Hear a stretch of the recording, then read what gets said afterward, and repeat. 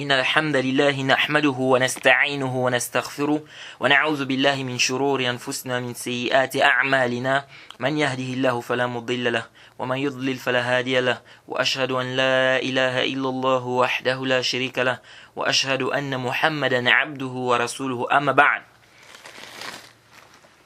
Louange à Allah, le maître des circonstances, on le loue pour tout ce qu'il nous accorde comme bien et comme grâce, et on lui demande de déverser ses grâces et bénédictions sur le prophète Mohammed sallallahu alayhi wa sallam, sa famille, ses compagnons et tous ceux qui les ont suivis jusqu'au jour de la rétribution. Celui qu'Allah a guidé, personne ne peut l'égarer, celui qu'Allah a égaré, personne ne peut le guider. Alors nous sommes toujours dans le sharh du Nukhbatul Fikr d'Al-Hafiz ibn Hajar, qu'il a nommé Nuzhatun Nazar fi tawdih Nukhbatul Fikr fi mustalahi ahli al-athar. Alors ici, on va parler de ce qu'on appelle le nasikh ou al-mansour. Alors le nasr, le nasr comme les savants disent, le nasr c'est rafa'a hukm mutaqaddim, rafa'a hukm shar'i mutaqaddim bidalil mutaakhir anhu. C'est le fait en fait d'enlever une sentence, de lever une sentence qui a précédé, n'est-ce pas? Une sentence législative qui a précédé par un dalil, n'est-ce pas, qui est venu après. Par un dalil qui est venu après. Ça, c'est le nasr. Le nasr au niveau de la langue arabe, c'est izala, c'est le fait d'enlever quelque chose. Donc, ça, c'est un peu comment, c'est de cette manière que les savants définissent le nasr. Et bien d'autres. Donc il dit c'est quoi? C'est rafa' hukm shar'i mutaqaddim bidalil mutaakhir anhu. Donc on enlève un hukm qui était là avec un autre hukm, avec un autre dalil, n'est-ce pas? Bien avec un dalil qui est venu après celui-là. Il dit ceci, Al-Hafiz ibn Hajar, il dit wa in lam yumkin al-jam' fala yakhlu imma an yu'raf at-tarikh aw la. Il dit si on ne peut pas faire le jam', il dit soit on a la connaissance des dates, soit on n'en a pas. C'est-à-dire soit on connaît les dates, soit on ne connaît pas les dates. C'est-à-dire si on n'arrive pas à faire le jama', c'est-à-dire on n'arrive pas à trouver un terrain d'entente entre les deux textes qui semblent se contredire, ici il dit quoi? Soit on a la date, donc on sait que ce texte est venu après ce texte-là, soit on n'en a pas. Il dit فَإِنْ عُرِفَ ثَبَتَ مُتَأَخِّرْ بِهِ فَإِنْ عُرِفَ وَثَبَتَ الْمُتَأَخِّرُ بِهِ أو بأصرح منه فهو ناسخ والآخر المنسوخ المنسوخ. Il dit si on a la connaissance, c'est-à-dire si on sait, n'est-ce pas, on connaît le texte qui est venu après, il dit donc le hukm ici sera sur le texte qui est venu après. Donc celui-là sera quoi? Il sera l'abrogeant et l'autre sera l'abrogé. Il sera l'abrogeant et l'autre sera l'abrogé. Donc l'abrogeant c'est le texte qui abroge et l'abrogé c'est le texte qui a été abrogé. Il dit والنسخ رفع التعلق حكم الشرع بدليل شرعي متأخر عنه. C'est le fait de délaisser, n'est-ce pas, l'attachement à une sentence législative à cause d'un dalil, n'est-ce pas, à cause d'un dalil législatif qui est venu après ce dernier. Il dit ici والناسخ, donc الناسخ c'est l'abrogeant. ما دل على رفع المذكور. Donc l'abrogeant c'est ce qui montre, n'est-ce pas, que le hukm, n'est-ce pas, en fait c'est lui qui vient enlever en fait le dalil ou bien le premier hukm. Ça c'est l'abrogeant. وتسميته ناسخا مجازا لأن الناسخ في الحقيقة هو الله. Il dit ici, quand on dit qu'on l'appelle nasikh, quand on dit que c'est l'abrogeant, il dit ça c'est au sens figuré. Il dit parce que celui qui abroge c'est Allah subhanahu wa ta'ala. Celui qui abroge en réalité c'est Allah subhanahu wa ta'ala. Bon, ça c'est une mas'ala, je crois que j'ai détaillé ça dans la Aqida al-Wasitiyya, qu'il n'y a pas de sens figuré, que ce soit dans la langue arabe, que ce soit dans la législation. Tout est sens propre. Et chaque mot en fonction du contexte dans lequel il est utilisé, il a un sens. Donc il n'y a pas de sens figuré. Et l'imam al-Shanqiti, n'est-ce pas, celui qui est le sahib al-tafsir, Abdul Bayan, il a écrit un bon livre par rapport à ça. Il a refuté, n'est-ce pas, ceux-là qui disent qu'il y a le sens figuré. Le nom du livre c'est Mana' Jawaz al-Majaz fil Munazzal li ta'abbudi wal i'jaz. Et ça, c'est l'avis d'Ibn Qayyim, du Cheikh al-Islam Ibn Taymiyyah et de beaucoup de savants. Que il n'y a pas de majaz, il n'y a pas de sens figuré. C'est aussi même l'avis de certains savants des langues arabes. Qu'il n'y a même pas de sens figuré, même dans la langue arabe. Et je crois que j'ai bien détaillé ça dans le sharh de Al-Aqidat al-Wasitiyya du Cheikh al-Islam Ibn Taymiyyah. Donc ici, il n'y a pas de majaz. Donc ici, on dit nasr, que c'est l'abrogeant. Ici, on dit que c'est l'abrogeant. Donc les Arabes, c'est-à-dire on utilise ça, on dit ici c'est l'abrogeant. Il n'y a pas de sens figuré, c'est son sens propre. C'est son sens propre. Donc dire qu'ici, que c'est au sens figuré, parce qu'en réalité, c'est Allah subhanahu wa ta'ala qui abroge. Est-ce que parce que c'est Allah subhanahu wa ta'ala qui abroge, que le fait de dire que ça c'est ce qui abroge, ou bien le texte l'a abrogé tel autre texte, cela voudrait dire que c'est le sens figuré? Là, c'est pas le sens figuré, c'est son sens ici. C'est son sens, on appelle ça l'abrogeant. Il dit ensuite,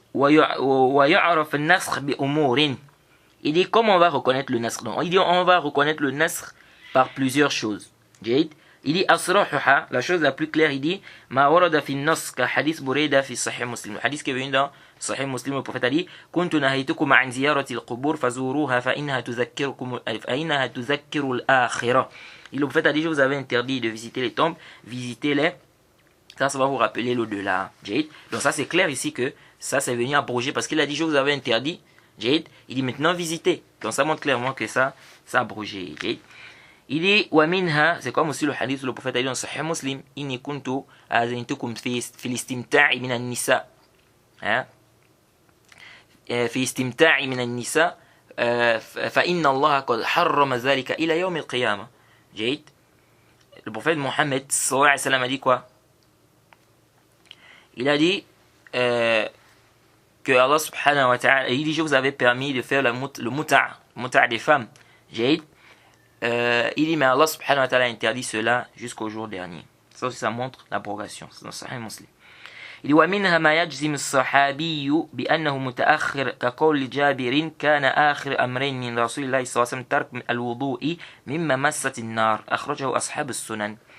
Rapporté par les أصحاب السنن, donc Nasa'i, Tirmizi, Ibn Majah. Il dit il y a parmi les preuves aussi, c'est-à-dire ce qui nous montre que quelque chose est abrogé, c'est lorsque le compagnon dit par exemple que telle chose est venue après. Comme le hadith de Jabir. Le hadith de Jabir, il a dit que la dernière chose que le prophète a faite, c'était quoi? Les deux choses, c'était de délaisser les ablutions pour ceux qui venaient du feu. Délaisser les ablutions pour ceux qui venaient du feu. C'est-à-dire, au début de l'islam, lorsque quelqu'un avait mangé quelque chose qui venait du feu, il était obligatoire de faire les ablutions. Donc, si tu as mangé du poulet, tu as mangé du poisson, tu as mangé du riz, il fallait faire les ablutions. Donc, le prophète a ordonné, il a dit tawadda'u mimma massatin nar. Le hadith dans Sahih Muslim. Il a dit faites les ablutions pour ceux qui viennent du feu. Maintenant, certains savants disent que ça a été abrogé. Et parmi les dalils qu'ils ont pris, c'est ce hadith-là, ce athar-là, ou ce hadith-là, n'est-ce pas, de ce compagnon qui dit la dernière chose, n'est-ce pas, que le prophète a fait, c'est quoi? Il ne faisait plus les ablutions pour ceux qui venaient du feu. Mais le prophète a délaissé cela. Donc ici, ils ont pris ça pour dire que ça abroge. Mais ça, fihi nazar. Pourquoi? Parce que ça, c'est une mas'ala usuliyya aussi. Est-ce que le fait, elle peut abroger le qawl? Est-ce que l'acte du prophète abroge sa parole? Ce qui est sahih, ce qui est rajih, ce que je trouve juste, Allah est le plus savant, Allah ta'ala a'lam, c'est que l'acte n'abroge pas la parole. Jade. Ça veut dire quoi? Si on a une parole du prophète où il ordonne quelque chose, et puis on voit que le prophète Mohammed sallallahu alayhi wa sallam ne fait pas cette chose-là, par exemple. Ça nous montre quoi? Ça ne nous montre pas que la parole a été abrogée, mais ça nous montre que c'est pas obligatoire. C'est pas obligatoire. Allah subhanahu wa ta'ala a dit quoi? Il a dit Ya ayyuhal ladhina amanu. Ya ayyuhal ladhina amanu. Iza kumtum ila as-salat, faghsilu wujuhakum wa aydiyakum ila al-marafiq wamsahu bi ru'usikum wa arjulakum ila al-ka'bayn. Oh, vous qui avez cru lorsque vous levez pour la prière, lavez vos visages, vos mains jusqu'aux coudes, n'est-ce pas? Essuyez vos têtes et lavez vos pieds jusqu'aux chevilles. On a dit lorsque vous vous levez pour la prière. Ça veut dire qu'à chaque fois qu'on se lève pour la prière, normalement on doit faire les ablutions. On a un hadith qui est venu dans le Sahih Muslim, le prophète Mohammed sallallahu alayhi wa sallam a fait plus d'une prière avec les mêmes ablutions. Il a fait plus d'une prière avec les mêmes ablutions. Et Omar a dit au prophète, il a vu le prophète Mohammed sallallahu alayhi wa sallam, il lui a dit mais ô messager d'Allah, je t'ai vu faire je t'ai vu faire quelque chose, tu ne faisais pas ça avant. C'est-à-dire que c'est une chose que je viens de te voir faire, n'est-ce pas? Une chose que je ne t'ai pas vu faire au préalable, c'est-à-dire je t'ai pas vu faire ça avant. Et qu'est-ce que le prophète Mohammed sallallahu alayhi wa sallam a dit? Le prophète a dit amdan fa'altuhu ya Umar. Le prophète a dit j'ai fait ça exprès au Umar. J'ai fait ça exprès au Umar. Donc ça nous montre quoi ici? Est-ce qu'on va venir dire ici que ça a abrogé ici le fait de faire les ablutions lorsqu'on se lève pour faire la prière? Là, ça n'a pas abrogé. Ici, ça nous montre ici que c'est permis. Le prophète a dit, je l'ai fait volontairement. Donc je l'ai fait exprès, je l'ai fait volontairement. Pour nous montrer ici quoi, que ce n'est pas nécessaire qu'à chaque fois que tu fais la prière, tu dois refaire les ablutions. Donc ça nous montre pas, ça ne montre pas ici que ça a été abrogé, mais ça nous montre ici que c'est permis. C'est la même chose si le prophète Mohammed sallallahu alayhi wa sallam interdit une chose et qu'on a une preuve que le prophète a fait l'acte. C'est-à-dire cette chose-là, le prophète a fait ça après avoir interdit. Ça ne nous montre pas ici que ça a été abrogé, mais ça nous montre ici que l'interdiction, c'est pas une interdiction formelle. Et que donc ça devient quoi? Ça devient déconseillé, c'est macro. Maintenant, si on ne connaît pas quand est-ce que le prophète a dit l'acte est venu, à quel moment, là c'est une autre mas'ala là-bas. Okay? Donc le simple fait que le prophète Mohammed sallallahu alayhi wa sallam fasse quelque chose, on a un ordre. Ensuite, le prophète fait, par exemple, le prophète ne fait par exemple le contraire de cet ordre-là. Ça ne nous montre pas ici que la chose est quoi? Ça nous montre que la chose est abrogée ou que l'ordre-là a été abrogé. Non, ça nous montre plutôt que ce n'est pas obligatoire. C'est comme le hadith où le prophète a ordonné de s'élever lorsque le cortège funèbre passe. Certains savants ont dit que ça a été abrogé par un hadith que dans le musulman on dit que le prophète Mohammed sallallahu alayhi wa sallam s'est assis lorsque le cortège funèbre est passé. Donc ils ont pris ça pour dire que ça abrogé. Mais on dit ça, c'est pas sahih. Si ce n'est que par ce hadith-là de Muslim qui dit que le prophète est assis, que ça abroge, par contre, on peut s'argumenter du hadith qui est venu dans le Musnad l'imam Ahmed. Hadith authentique où le prophète Mohammed sallallahu alayhi wa sallam, le compagnon dit quoi? Que le prophète Mohammed sallallahu alayhi wa sallam, n'est-ce pas, nous a ordonné de se lever, n'est-ce pas, lorsque le cortège funèbre passe. Et le compagnon dit, après le prophète Mohammed sallallahu alayhi wa sallam, après le prophète, on nous a ordonné de nous asseoir. On nous a ordonné de nous asseoir. Donc ici, on peut dire que oui, ça abroge. Parce que là, c'est l'ordre. L'ordre ici, donc c'est la parole du prophète Mohammed sallallahu alayhi wa sallam. Donc ça vient abroger. Mais l'acte, le simple fait que le prophète Mohammed sallallahu alayhi wa sallam fasse un acte, ça ne montre pas ici l'abrogation. Donc ça, c'est pas un dalil qawi. C'est-à-dire que ça, c'est pas un dalil qui nous montre que la chose est abrogée. Il dit, وَمِنْهَا مَا يُعْرَفْ بِالتَّارِيخ وَهُوَ كَثِيرٌ. Il dit, il y a d'autres choses qu'on peut reconnaître par la date. Et ça, il dit, c'est plein, c'est nombreux. Jade. Comme quoi, il dit وليس منها ما يرويه الصحابي المتأخر الإسلام معارضا للمتقدم عنه لاحتمال أن يكون سمعه من صحابي آخر أقدم من متقدم المذكور أو مثله فأرسله. Hafiz dit ce que le compagnon rapporte, un compagnon qui s'est islamisé en retard. Jade. Ce qu'il a rapporté, ça ne vient pas contredire ce que l'autre a rapporté, c'est-à-dire celui qui s'est islamisé avant a rapporté.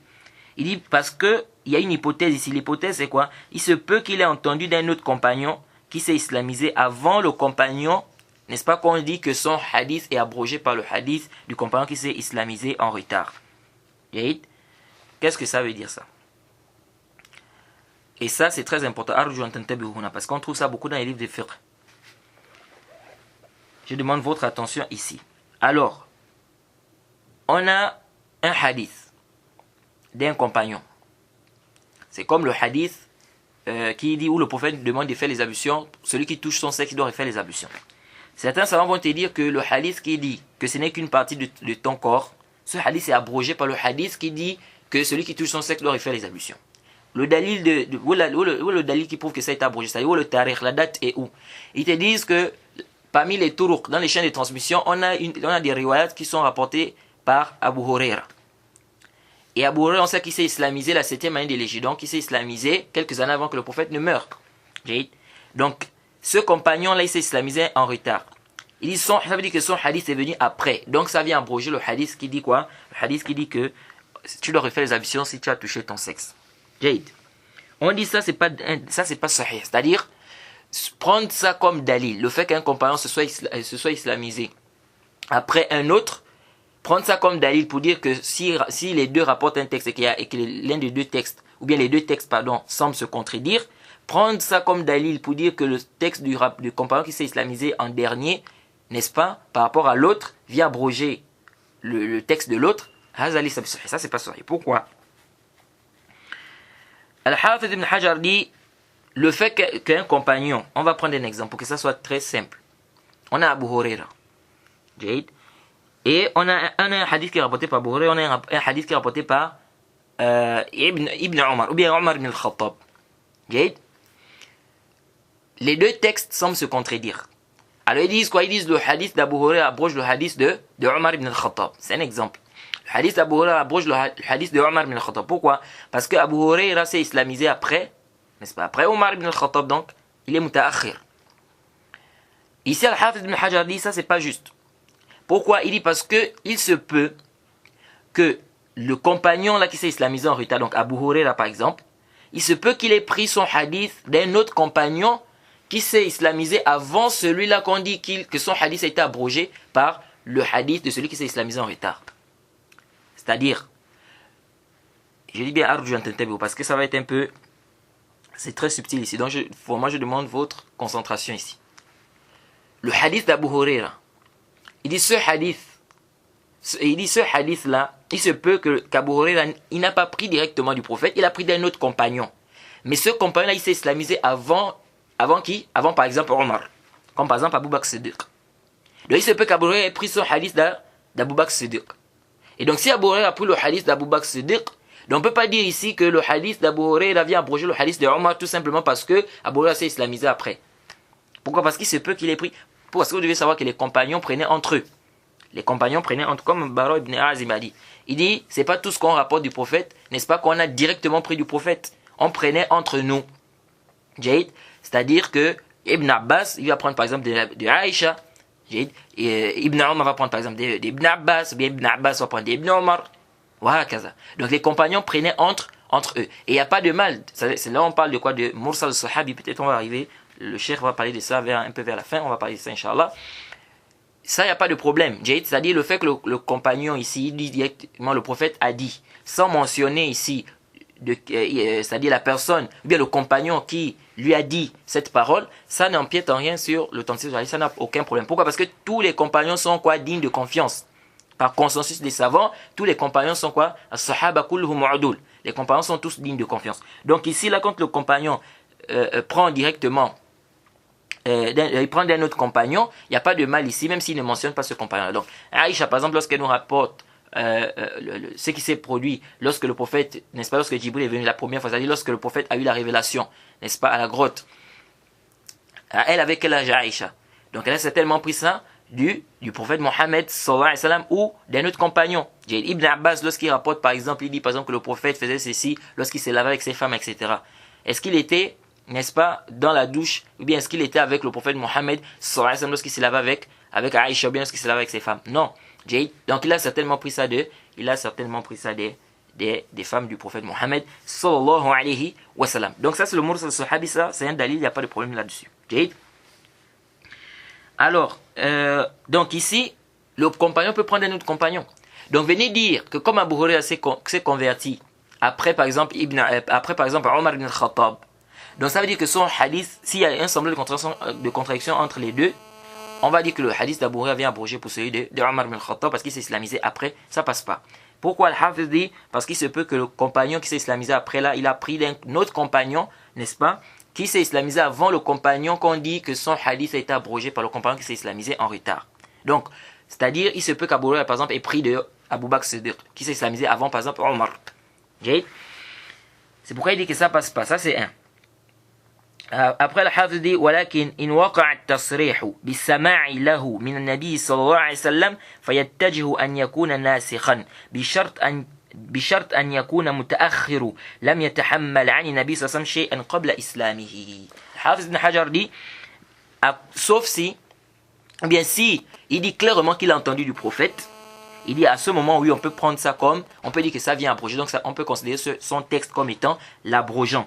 Il dit ma condition que celui-là qui s'est islamisé en retard là n'est pas pris du prophète ou bien n'est pas entendu des hadiths du prophète avant qu'il ne s'islamise.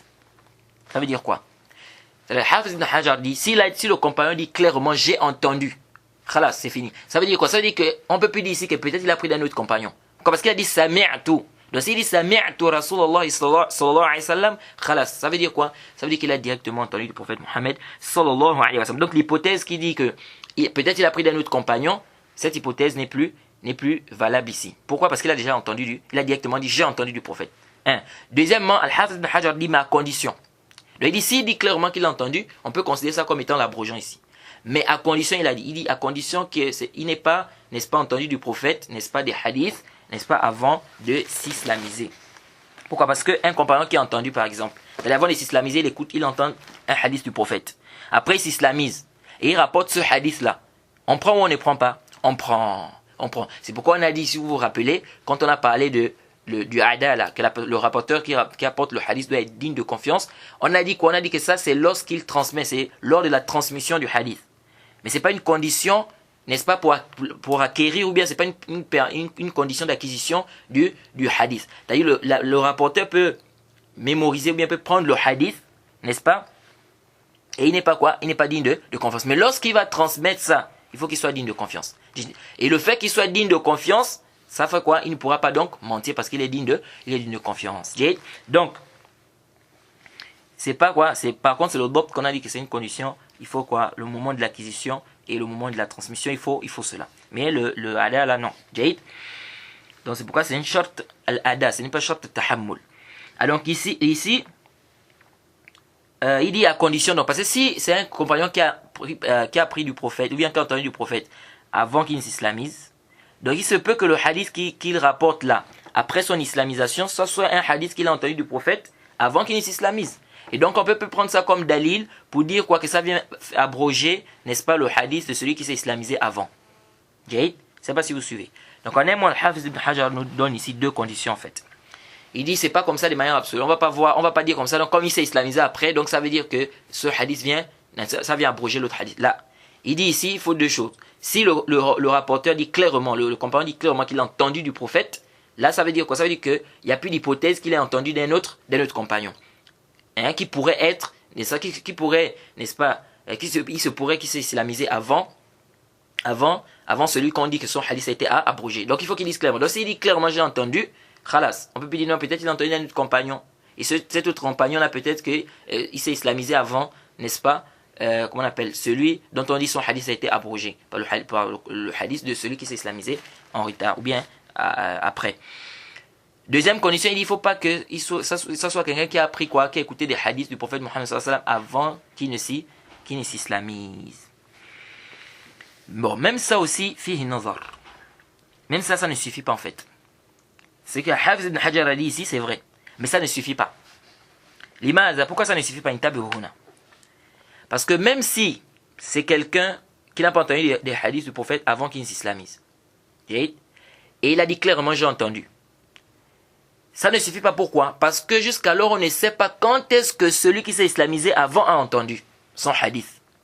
C'est-à-dire, quand est-ce que lui, il a entendu son hadith. Il se peut qu'il ait même entendu son hadith après l'islamisation de celui qui s'est islamisé. C'est celui qui s'est islamisé après. C'est-à-dire, toujours avec notre exemple, pour que ça soit clair. Abu Huraira rapporte un hadith. Omar a rapporté un hadith. On dit ici que Abu Huraira, le hadith qu'il a rapporté, semble contredire le hadith de Omar ibn al-Khattab. Donc ici on dit, comme Abu Huraira s'est islamisé après Omar ibn al-Khattab, donc son hadith vient abroger le hadith de Omar ibn al-Khattab. Al-Hafiz dit non, il faut quoi, sauf si Abu Huraira a dit clairement, j'ai entendu le prophète dire, et c'est connu qu'Abu Huraira n'a pas pris du prophète, n'a pas entendu du prophète avant qu'il ne s'islamise. À ce moment, on peut dire que le hadith d'Abu Huraira vient abroger le hadith de Omar. Nous disons, même ça aussi, ça ne suffit pas. Pourquoi? Parce qu'on ne sait pas à quel moment Omar ibn al-Khattab a entendu son hadith du prophète. Bien, à quel moment il a entendu le hadith. On ne va pas dire du prophète, mais à quel moment il a entendu son hadith. Parce qu'il se peut qu'il ait entendu son hadith après l'islamisation d'Abu Huraira. C'est possible ou c'est pas possible? C'est possible. Exemple. À supposer qu'Abu Huraira s'islamise le vendredi. Le vendredi, Abu Huraira s'est islamisé. Un exemple. Le samedi, Abu Huraira écoute le hadith du prophète. Il écoute le hadith du prophète Mohammed sallallahu alayhi wa sallam. Il se peut que Omar ibn al-Khattab, qui s'est islamisé depuis, lui, il entend son hadith le dimanche. Ou même le lundi. Est-ce que vous voyez un peu? Donc il y a encore cette hypothèse-là. C'est-à-dire, ce compagnon-là, quand on dit que son hadith est abrogé par le hadith, celui qui s'est islamisé après lui, quand est-ce que lui, il a entendu son hadith? On ne sait pas. Peut-être qu'il a entendu son hadith après l'islamisation d'Abu Huraira. Vous voyez? C'est pourquoi certains savants ont dit, il faut ajouter à cette condition-là, il faut qu'on soit sûr que le compagnon, quand on dit que son hadith a été abrogé par le compagnon qui s'est islamisé après lui, il faut qu'il soit mort, il faut que ce compagnon-là, n'est-ce pas, soit déjà mort, c'est-à-dire il doit être mort avant l'islamisation de celui dont on dit qu'il est venu abroger son hadith. Ça veut dire quoi? Ça veut dire que Abu Huraira, par exemple, lorsqu'il s'islamise, c'est un exemple seulement. Abu Huraira, lorsqu'il s'islamise, Omar ibn al-Khattab doit déjà être mort, par exemple. Omar ibn al-Khattab doit déjà être mort. Pourquoi? Parce que si Omar ibn al-Khattab est déjà mort, c'est un dalil que Omar ibn al-Khattab, lorsqu'il a rapporté ce hadith, il a rapporté ce hadith avant qu'Abu Huraira n'écoute son hadith. Est-ce que vous suivez? Avant qu'Abu Huraira n'écoute son hadith. Donc ici, là, on ne peut plus venir dire, non, peut-être, parce que quelqu'un peut dire, entre parenthèses, quelqu'un peut dire, peut-être que Omar aussi, son hadith, il a pris ça d'un autre compagnon, n'est-ce pas, qui s'est islamisé peut-être avant. On dit oui, même si on peut dire qu'il a pris ça d'un autre compagnon, toujours est-il que c'est avant qu'Abu Huraira ne rapporte son hadith. Pourquoi? Tout simplement parce que le fait que Omar ibn al-Khattab soit déjà mort, et après lui l'autre s'islamise, ça veut dire qu'il a cité le hadith avant que l'autre ne s'islamise. Donc s'il a cité, ça veut dire qu'il a pris ce hadith-là du prophète avant que cette personne ne s'islamise. Ou il a pris ce hadith d'un autre compagnon avant que cette personne-là, ou bien avant qu'Abu Huraira ne s'islamise. Est-ce que vous voyez? Donc ici, là, il faut ça. Il faut quoi? Que celui dont on dit que son hadith était abrogé, il faut qu'il soit mort, n'est-ce pas, avant, n'est-ce pas, que Abu Huraira, par exemple, avant celui, n'est-ce pas, dont on dit que son hadith est venu abroger l'autre hadith. Jade. Et donc ça, c'est une autre condition qu'il faut ajouter. Une autre chose, si c'est pas le cas, ça peut être quoi, une autre condition, c'est-à-dire, soit il y a une preuve que le compagnon, par exemple Omar, c'est un exemple comme je vous ai dit, il y a une preuve qui montre que Omar est mort avant qu'Abu Huraira ne s'islamise. Si c'est pas ça, ou on a une preuve que Omar n'a plus entendu des hadiths après qu'Abu Huraira se soit islamisé. Est-ce que vous suivez? C'est-à-dire, un exemple, lorsqu'Abu Huraira s'islamise, Omar par exemple va au Yémen, ou bien il va en Égypte, ou bien il va, je sais pas, à Cham, jusqu'à ce que le prophète Mohammed meure. Donc il n'a plus entendu des hadiths du prophète Mohammed après qu'Abu Huraira se soit islamisé. Donc là, qu'est-ce qui se passe? Là, on est convaincu quoi? Que Omar ibn al-Khattab, le hadith qu'il a rapporté, il a entendu ça du prophète Mohammed sallallahu alayhi wa sallam avant que Abu Huraira s'islamise. Pourquoi? Parce qu'après l'islamisation d'Abu Huraira, il n'a plus entendu, n'est-ce pas, des hadiths du prophète Mohammed sallallahu alayhi wa sallam. Donc on peut plus dire peut-être qu'il a entendu son hadith aussi après l'islamisation d'Abu Huraira. Jade. Donc voilà un peu ce qu'il faut retenir ici. Donc c'est pourquoi c'est vraiment c'est pas facile de trouver que ces conditions soient réunies. Hein? C'est pourquoi quand vous voyez dans certains livres, on dit ça abroge ça. Pourquoi? Parce que lui là il s'est islamisé après, donc comme il s'est islamisé après, donc ça montre que c'est venu après, donc ça vient abroger. Haza fihi ma fi, ça c'est pas sahih. Prendre ça comme dalil pour venir dire qu'un texte a abrogé un autre, ce n'est pas sahih. Alors ici, Al-Hafiz dit wa amma al-ijma' falaysa binasikhin bal yadullu ala dhalik. Il dit quant au consensus, ce n'est pas un abrogeant, c'est-à-dire le consensus n'abroge pas, le ijma', n'est-ce pas, l'ijma', l'unanimité n'abroge pas, mais ça montre, n'est-ce pas, qu'il y a un dalil, n'est-ce pas, qui abroge. Pourquoi? Parce que ça répare une mas'ala usuliya aussi. Ça c'est une mas'ala usuliya, c'est-à-dire c'est une mas'ala qui est traitée chez les savants de usul. Est-ce que le ijma' peut abroger ou ça ne peut pas abroger? Le ijma' n'abroge pas. Le ijma' il ne vient pas abroger. Déjà, ça repart à une mas'ala même à la base, c'est quoi? C'est qu'est-ce que le ijma', est-ce qu'on peut avoir un ijma' sans dalil? C'est-à-dire, est-ce qu'on peut avoir un ijma' qui ne repose pas sur un dalil? Ça c'est il y a une divergence des savants de usul sur cette question. Mais l'avis que nous trouvons juste à l'air le plus savant, c'est quoi? C'est qu'on peut avoir un ijma' c'est-à-dire on peut pas avoir un ijma' qui ne repose pas sur, on peut pas avoir un ijma' sans dalil. C'est-à-dire chaque ijma' repose sur un dalil. Chaque ijma' repose sur un dalil. Même si certaines personnes peuvent ignorer, maintenant certaines personnes peuvent ignorer le dalil. Ça c'est autre chose. On peut ignorer le dalil du ijma', c'est autre chose. Mais le ijma' là repose sur un dalil. Il repose sur un dalil. Maintenant ceux qui ont dit qu'on peut avoir un ijma' sans dalil, ils ont apporté certaines questions, certaines masaïl où il y a eu un ijma', ils ont dit non, ici il y a eu le ijma', il n'y avait pas de dalil, mais tout ça c'est pas sahih. Parce que en réalité, même toutes les masaïl qu'ils ont apportés, soit c'est des masaïl où il y a le dalil, ou soit c'est même pas des masaïl où il y a ijma'. Et c'est pas ici notre mabhath ici. Ça peut-être si on arrive à faire un livre de usul, peut-être on va détailler ça, on va entrer en long et en large avec les dalils de tout un chacun. Donc le ijma' il n'abroge pas. Il dit mais il y a double à la zalika. Mais ça montre, c'est-à-dire que ça, en fait, ça prouve qu'il y a un dalil qui abroge. Ça prouve qu'il y a un dalil qui abroge. Donc quand on dit que le ijma' abroge, ça c'est pas quoi? Ça c'est pas sahih. Et donc le ijma' il peut pas abroger. Pourquoi? Parce que le ijma' ils disent que c'est, beaucoup de savants quand ils définissent le ijma' ils disent après la mort du prophète Mohammed sallallahu alayhi wa sallam. Vous voyez? Donc si on dit après la mort du prophète Mohammed sallallahu alayhi wa sallam, ça veut dire quoi? Ça veut dire que la révélation est terminée là. Donc ça veut dire que le nas il est avant ça. Le nas il est avant ça, il n'y a plus de wahi. Donc comment est-ce que le ijma' va venir abroger le nas? C'est pourquoi ici là, ils disent que le ijma' n'abroge pas le nas, mais il y a double à la zalika, c'est-à-dire ça montre plutôt qu'il y a un dalil qui abroge ce nas là. Ensuite il dit وإن لم يعرف التاريخ فلا يخلو إما أن يمكن ترجيح أحدهما على الآخر بوجه من الوجوه الترجيح المتعلقة بالمتن أو الإسناد أو لا. Il dit maintenant si on peut pas faire si on ne trouve pas la date, il dit soit on peut faire le tarjih, on peut faire précéder un texte sur un autre texte, n'est-ce pas? Ou on ne peut pas le faire. Donc soit on peut le faire, n'est-ce pas? Soit au niveau du matn, par rapport au isnad, etc. Ou soit on ne peut pas le faire.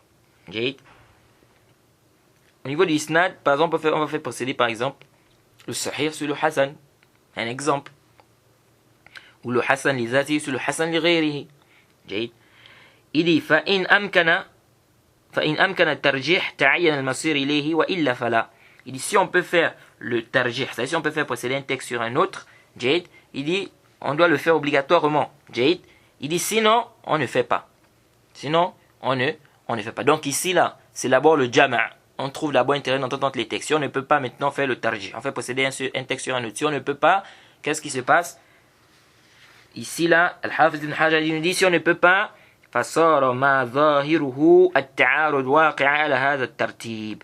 Il dit et donc ce qui est en contradiction de manière apparente, il a bien dit zahiruhu. Pourquoi? Parce qu'en réalité, il n'y a pas de contradiction. Ce qui est contradictoire, eh bien, ce qui est en contradiction de manière apparente, n'est-ce pas, se retrouve comme suite, selon la chronologie suivante. Se retrouve selon la chronologie suivante. Premièrement, il dit al-jama' in amkana. Donc, concilier entre les deux textes, si on peut. Il dit fa'i'tibar nasikh wal mansukh. Si on ne peut pas, on regarde quel est le texte qui vient abroger l'autre. Donc, l'abrogeant et l'abrogé. On va regarder est-ce que on a la date pour pouvoir, n'est-ce pas, abroger, pour pouvoir dire que tel texte abroge l'autre. Ou bien pour pouvoir dire que tel texte abroge tel autre. Il dit fatarjih in ta'ayyana. Donc si on ne peut pas maintenant, on fait quoi? On fait le tarjih. C'est-à-dire on va faire procéder un texte sur un autre. Bien que le nasr, quand on parle du nasr aussi, c'est aussi un tarjih en quelque sorte. Il dit fatarjih in ta'ayyana. Donc ici, si on ne peut pas faire ça, si on n'arrive pas à trouver la date et tout, là on fait quoi? On fait le tarjih. Il dit thumma tawaqquf 'an al-'amal bi ahad hadithain. Il dit si on n'arrive pas à faire aussi le tarjih, on fait quoi? Le tawaqquf. C'est-à-dire on ne travaille pas avec les deux hadiths. On ne travaille ni avec ce hadith-là, ni avec l'autre. Donc on fait le tawaqquf. On ne dit pas que celui-là il est prépondérant sur l'autre, mais on fait quoi? On ne travaille pas avec les deux textes. Et le tawaqquf, ici c'est quelque chose de nisbi. C'est-à-dire qu'il y a plus de 100 façons dont on peut faire le tarjih. Donc, dire comme ça qu'on ne peut pas faire le tarjih, fait une nazar. C'est pourquoi on dit c'est par rapport au mujtahid, c'est par rapport au savant. C'est-à-dire un savant peut ne pas arriver à faire le tarjih, mais un autre savant arrive à faire le tarjih. Il n'arrive pas à faire précéder un texte sur un autre. Parce qu'il n'a pas quoi, il ne trouve pas les dalils qui lui permettent, n'est-ce pas, de faire précéder un texte sur un autre. Mais un autre savant peut trouver. Donc le tawaqquf ici, c'est quelque chose qui est nisbi. Quand on dit ici on ne peut pas faire le tarjih, c'est quelque chose de nisbi, c'est quelque chose de relatif. Et le tawaqquf aussi c'est permis de faire le tawaqquf sur une mas'ala. C'est-à-dire, ici tu ne me prononces pas. Parce que je ne sais pas ce que c'est ce qui est sahih ou c'est ce qui n'est pas, ou c'est ce qui est sahih. Donc on fait le tawaqquf.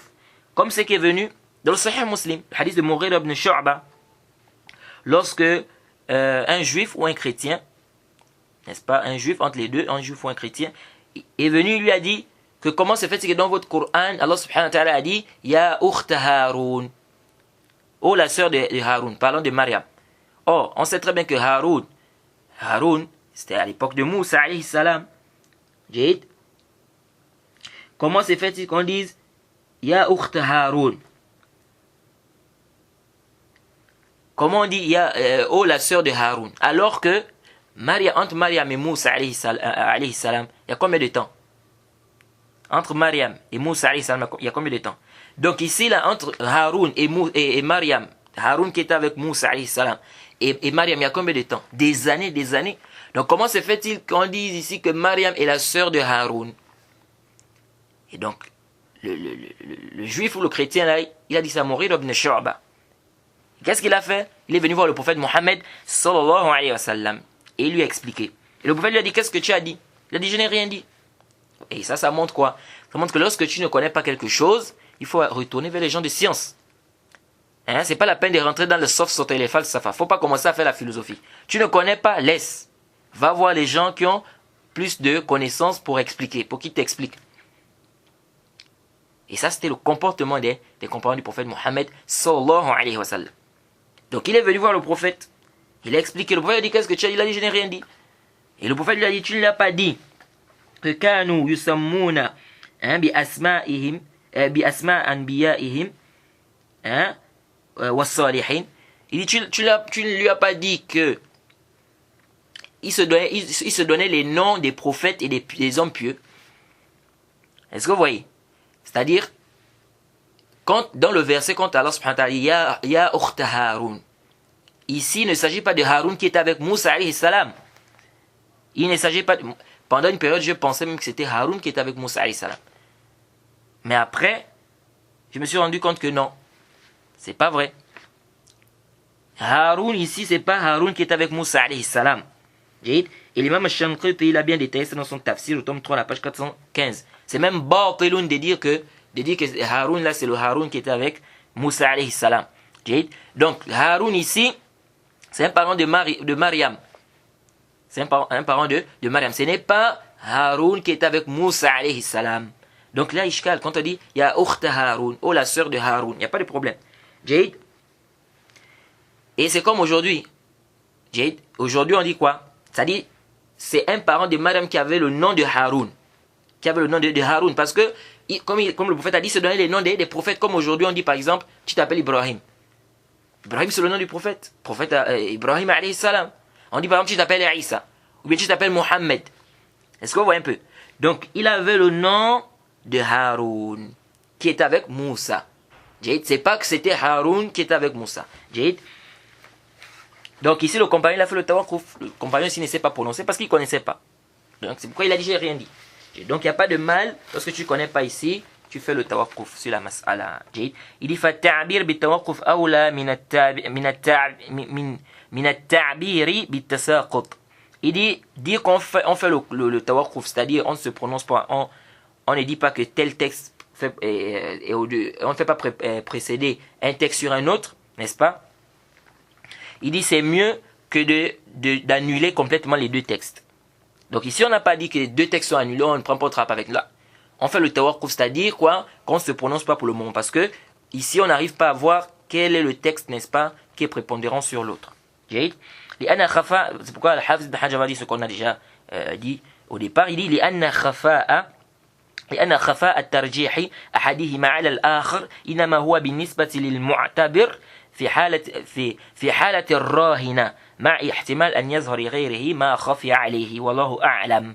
Il dit parce que le tawakuf ici, n'est-ce pas, ou bien le fait que l'un n'arrive pas, la personne n'arrive pas à faire le tarjih, à voir le texte qui est prépondérant sur l'autre, il dit ceci c'est par rapport à celui-là, c'est-à-dire c'est quelque chose de relatif, c'est par rapport à lui, Jade. Mais sinon, d'autres personnes peuvent trouver quoi? Il dit parce que il y a une hypothèse que ce que lui n'arrive pas à trouver là, une autre personne peut trouver cela, Jade. Alors ici, ensuite, Al-Hafiz ibn Hajar va nous parler du hadith faible. En fait, il va nous parler ici de la catégorie des hadiths qui est rejetée. Bon, le hadith da'if, Ibn Salah, il a défini le hadith da'if comme étant kullu hadithin lam tajtami' fihi sifat al-hadith al-sahih wala sifat al-hadith al-hasan. Il va voir da'if. Bon, il a dit c'est tout hadith qui n'a pas réuni les critères du hadith authentique et les critères du hadith hassan. C'est ce qui est da'if. Mais ça aussi, il y a une objection ici. Il y a certains savants qui ont objecté cette parole, n'est-ce pas? Et ils ont dit ici quoi, qu'on n'a pas besoin de dire ici le hadith qui n'a pas réuni les critères du hadith authentique. Pourquoi? Parce que si le hadith n'a pas pu atteindre les conditions du hadith hassan, a fortiori il ne va pas atteindre les conditions du hadith sahih. Est-ce que vous voyez? A fortiori il ne va pas atteindre les conditions du hadith sahih. Pourquoi? Parce que le hadith hassan, il est moindre que le hadith sahih. Est-ce que vous voyez? Donc ici, on n'a pas besoin de mettre ici que le hadith qui n'a pas atteint les conditions du hadith sahih. Parce qu'on peut comprendre quoi de la parole d'Ibn Salah. On peut comprendre que le hadith qui ne réunit pas les conditions, parce qu'il a dit c'est tout hadith qui n'a pas réuni les conditions du hadith, ou bien les critères du hadith sahih et du hadith hassan. Donc ça veut dire que si ça n'a pas réuni les conditions du hadith sahih, on peut comprendre que ça veut dire que c'est da'if. Or non, un hadith peut ne pas avoir les critères du hadith sahih, mais ça a les critères du hadith hassan. Okay? C'est pourquoi certains savants ont dit ici quoi, qu'il suffisait juste de dire c'est tout hadith qui n'a pas réuni les conditions du hadith hassan, ou bien c'est tout hadith qui n'a pas atteint le degré du hadith hassan. Okay? Donc si le hadith n'a pas atteint le degré du hadith hassan, ça veut dire qu'il ne va pas atteindre le degré du hadith sahih, a fortiori. Okay? Bon, certains ont dit non, la parole d'Ibn Salah est sahih, c'est juste. Pourquoi? Parce que dans la langue arabe, n'est-ce pas, ils disent que dans la langue arabe, on peut dire que al-harf ma la yaqbal shay'an min alamat al-ism wala alamat al-fi'l. Ils disent, on peut dire par exemple que la lettre c'est ce qui n'a pas réuni, n'est-ce pas, ou bien c'est ce qui n'accepte pas, qui n'accepte rien comme signe du nom et comme signe du verbe. Donc ils disent donc si on peut dire ça en langue arabe, il n'y a pas de mal qu'Ibn Salah dise quoi, que c'est le hadith qui n'a pas réuni les conditions du hadith sahih et les conditions du hadith hassan. Mais Al-Hafiz ibn Hajar il a réfuté ça, il a dit que c'est pas sahih. Il dit parce que il y a une différence, c'est que dans le sahih et le hassan, n'est-ce pas, il y a bainahuma umum wa khusus, il y a une généralité et une spécificité, contrairement à, n'est-ce pas, quand on parle du ism et du fi'l, contrairement au verbe et au nom. C'est-à-dire le hadith, quand on dit que le rapporteur il est thiqa, il dit ça veut dire quoi? Ça veut dire que ce rapporteur a dépassé le degré du saduq. Donc c'est comme s'il est saduq avec une ziyada. Si vous vous rappelez, on a déjà parlé de ça. C'est comme s'il est saduq avec quoi? Avec une ziyada.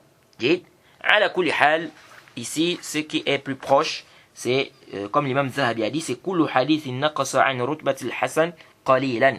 Il dit c'est tout hadith qui descend, n'est-ce pas, au-dessus, bien qui est au-dessus du hadith hassan un peu, c'est-à-dire qui est descendu, n'est-ce pas, un peu, n'est-ce pas, du hadith hassan. Tout hadith, n'est-ce pas, dans son degré, n'est-ce pas, est descendu juste un peu du hadith hassan, c'est ça, c'est le hadith da'if.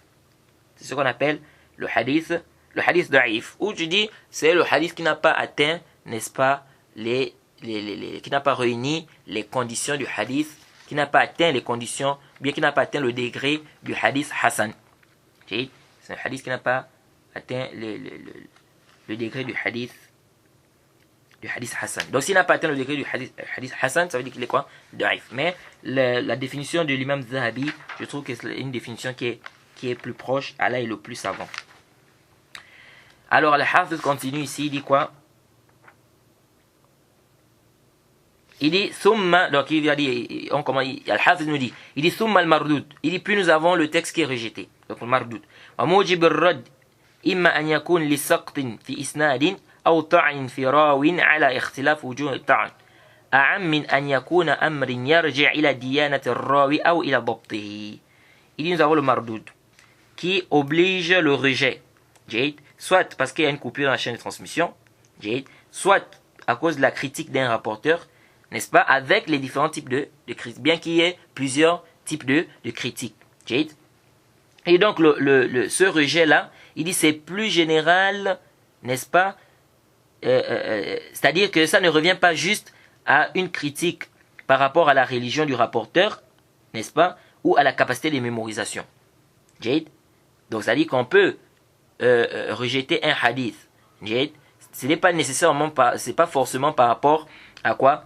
À une critique par rapport à la religion du rapporteur. Et bon, on va dire qu'il est kadzab, c'est un menteur. C'est pas nécessairement c'est pas forcément à cause de ça. Ou c'est pas forcément aussi à cause de la capacité de mémorisation. Ça, il peut y avoir plusieurs raisons qui font en sorte que le hadith soit rejeté. Il dit fasaqt imma an yakuna min mabadi al-sanad min tasarruf al-musannif aw min akhirih. Il dit le saqt, donc la coupure dans la chaîne de transmission, elle peut être au début de la chaîne de transmission, du côté de l'auteur. Exemple, si l'auteur efface le début du isnad, le hadith il est quoi? Il est mu'allaq. Et c'est ce que Al-Hafiz va parler tout à l'heure, Inch'Allah. Donc si le savant, par exemple l'imam Bukhari rapporte un hadith, il dit directement Malik a dit. L'imam Bukhari n'a pas entendu de Malik. Donc s'il dit Malik a dit, ça veut dire qu'il a effacé quoi? C'est-à-dire il a effacé des intermédiaires entre lui et Malik. Alors le fait d'effacer le début du isnad là, donc les intermédiaires qui sont entre lui et Malik ici, ça c'est le hadith mu'allaq. Donc le hadith mu'allaq, c'est un hadith dont on a effacé le début du isnad. Donc on peut effacer 2 personnes, on peut effacer une personne, on peut effacer 3, on peut effacer tout le isnad. Donc il dit seulement Abu Hurairah a dit, que le prophète a dit. Ça aussi c'est mu'allaq. C'est mu'allaq. Ceux-là qui rapportent quoi? Ceux qui rapportent les hadiths avec les asanid. C'est pas, tu vas par exemple aller prendre Boulough al-Maram, tu vois par exemple Hafiz ibn Hajar il dit d'après Abu Hurairah le prophète Mohammed sallallahu alayhi wa sallam a dit. Tu dis dans le hadith là-bas il est mu'allaq. Là, il faut retourner jusqu'à ce que tu dois retourner vers le asl de ce hadith. Où est-ce que ce hadith a été cité? Est-ce que ce hadith a été rapporté? Pour voir s'il est mu'allaq ou pas. Il dit, ensuite il dit, ou bien la coupure peut être à la fin. Donc comme le mursal. Ça peut être à la fin comme le mursal. Ça peut aussi être au milieu. Donc c'est munqati'. Et ça peut être aussi au milieu. Il dit, ay al-isnad ba'da at-tabi'i aw ghayr dhalik. Donc ça peut être à la fin. Il dit, c'est-à-dire après le tabi'i. Ou bien autre chose. Donc autre chose, c'est-à-dire ça peut être munqati', par exemple au milieu. Au milieu, ça peut être mu'adal, donc 2 rapporteurs qui ont sauté au milieu de manière successive, ou ça peut être un seul rapporteur. Ou un seul rapporteur, là c'est sera munqati'. Si c'est un seul rapporteur par exemple, ou bien si c'est 2 rapporteurs mais pas de manière successive, c'est munqati'. Donc il dit ici après le tabi'i. Donc si le tabi'i rapporte par exemple directement du prophète sans mentionner le rapporteur intermédiaire entre le prophète, ça c'est quoi? Il y a une coupure ici, c'est un hadith qui est mursal. Alors ici, avant qu'on ne puisse continuer, il y a une mas'ala ici. Est-ce qu'on peut travailler avec un hadith da'if? Si un hadith, c'est prouvé que c'est da'if, c'est faible, est-ce qu'on peut travailler avec ça, oui ou non? Alors ici, il y a une divergence des savants. Il y a beaucoup de paroles, mais je vais vous résumer. On dit que Ibn Hazm rapporte que l'imam Abu Hanifa, il a dit qu'on peut travailler avec le hadith da'if. Et qu'il voit quoi? Que travailler avec le hadith da'if, c'est mieux que de travailler avec le qiyas. S'il ne trouve aucun autre texte sur cette question. Donc il y a certains savants qui ont dit qu'on peut travailler avec un hadith da'if, mais ils ont mis des conditions. Certains savants ont dit qu'on peut travailler avec le hadith da'if dans les fada'il a'mal, c'est-à-dire dans les actes méritoires. Dans les actes méritoires, ou dans les choses, par exemple, le tarhib, c'est-à-dire des choses, par exemple, qui font peur. Il dit, par exemple, que celui qui fait telle chose, il va en enfer, celui qui fait telle chose, il aura ceci ou cela en enfer. Ils disent, on peut travailler avec ces hadiths-là. Mais ils ont mis des conditions, une table au huna. Déjà même, ces savants-là qui ont dit ça, beaucoup parmi eux disent quoi? À condition qu'on ne trouve pas un autre texte sur la question. Et il n'y a pas un autre texte qui contredit ce texte-là. Pourquoi en fait ils ont dit ça? Ils disent parce que le rapporteur le hadith qui est daif là, qui a une petite faiblesse là. Ce rapporteur-là, c'est pas parce que quelqu'un a une petite faiblesse, c'est-à-dire c'est pas parce que quelqu'un a des problèmes de mémorisation par exemple, que ça veut dire que tout ce qu'il dit est nécessairement faux. Il peut dire des choses qui sont quoi? Qui sont correctes. Donc ils disent que il y a une hypothèse que celui-là qui est faible là, n'est-ce pas? Il y a l'hypothèse que ce qu'il dit, n'est-ce pas, soit correct. Il y a une hypothèse, même si l'hypothèse elle est faible, mais il y a une hypothèse. Donc ils disent ici que travailler avec ça, c'est mieux que de travailler avec les opinions des gens. C'est mieux que de travailler avec les opinions des gens. Et on attribue ça à l'imam Malik. Et on dit que Ibn Abdel Barr, c'est-à-dire on dit que l'imam Malik a dit qu'on peut travailler avec les hadiths daif. Ibn Abdel Barr, il a dit quoi? Il a dit wa asl mazhab Malik wa lazi alayhi jama'atu min al-malikin أن مرسل الثقة يجب به الحجة ويلزم به العمل كما يجب بالمسند سواء. Il a dit quoi? Il a dit le asl, n'est-ce pas, dans le mazhab de l'imam Malik et d'un groupe des Malikiya, c'est que le mursal d'un rapporteur digne de confiance, on doit travailler avec, c'est un argument. Et c'est obligatoire de travailler avec ça, comme c'est obligatoire de travailler avec ce qui est musnad, donc ce qui est rattaché. Donc le hadith dans la chaîne de transmission va jusqu'au prophète et c'est rattaché. Bon, ici là, entre parenthèses, quand l'imam Malik, quand Ibn Abdel Barr dit que l'imam Malik a dit que le mursal c'est un hujja, déjà, il y a un khilaf, ça on va voir Inch'Allah, il y a un khilaf des savants sur le mursal. Est-ce que le mursal c'est un dalil ou c'est pas un dalil? Est-ce que ça peut être un hujja ou ça peut pas être un hujja? Mais ici là, est-ce que parce que l'imam Malik a dit qu'on peut travailler avec le mursal, ou bien il voit que le mursal c'est un dalil, c'est un hujja, que c'est pas, c'est-à-dire qu'on travaille avec, est-ce que ça veut dire qu'il a vu ici qu'on peut travailler avec tous les hadiths daif? C'est-à-dire qu'ils n'ont pas atteint, c'est-à-dire qu'ils n'ont pas une grande faiblesse, bien sûr. Parce que si c'est une grande faiblesse, ça là c'est clair, on travaille avec ça. Ici on parle des hadiths qui ont une petite faiblesse. Est-ce que ici l'imam Malik, quand il a parlé de mursal, il a voulu parler à tous les hadiths faibles qui n'ont pas atteint bien évidemment le degré des hadiths qui ont atteint une grande faiblesse? Est-ce qu'il a voulu tous les hadiths faibles? Je dis bien accepter les hadiths qui ont atteint une grande faiblesse. Par exemple, les hadiths où il y a un menteur, où il y a par exemple un matrouk, etc. Ou bien shaz ou bien munkar. Ou bien un hadith qui est shaz ou bien munkar. Bon, ça là, ça nécessite un bahth. Parce qu'ici, on voit que l'imam Malik parle du mursal. Est-ce qu'ici, il a voulu par mursal, ici, il a voulu tous les hadiths daif? Ça fait une nazar. Donc, en dehors des hadiths, comme on a dit, qui ont une grande faiblesse. Et on rapporte aussi que l'imam Ahmed a dit quoi? Que le hadith daif est plus aimé auprès de lui que l'opinion des gens. Mais comme a dit le Cheikh Islam Ibn Taymiyyah, que l'imam Ahmed parfois il parlait du daif, il voulait parler le Hassan. Parce qu'avant, beaucoup de savants divisaient le hadith en sahih et daif. Et même le Hassan, on mettait ça dans le daif. C'était authentique. Mais dans le daif, il y avait quoi? Il y avait le Hassan à l'intérieur.